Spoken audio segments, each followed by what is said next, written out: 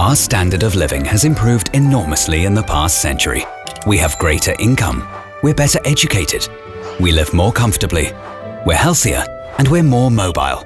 And something else has increased: the CO2 concentration in our atmosphere. In fact, it has risen so much that the temperature on our Earth will increase by at least 2 degrees Celsius. That doesn't sound like much, but it can endanger our whole livelihood. But we're not powerless.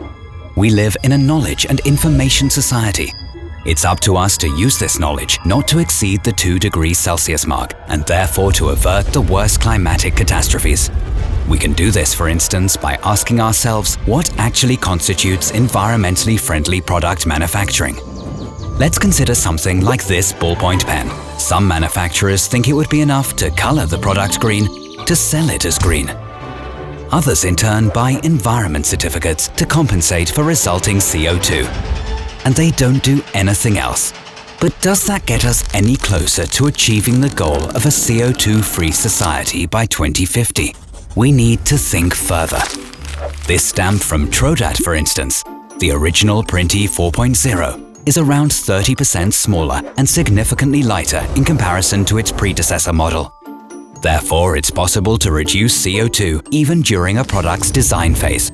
In a second step, Trodat uses up to 65% post-consumer recycled plastic, recovered from end users' plastic waste for this stamp's production. Responsible companies view CO2 reduction holistically. Trodat uses 100% green electricity to reduce its CO2 footprint year after year. Offices are heated through production heat reclamation, and machines are cooled by outside air. Only in the last step, Trodat compensates the unavoidable CO2 emissions by investing in gold standard climate protection projects recommended by the WWF. Thanks to that, renewable energy is produced where otherwise a coal-fired power plant might have been built.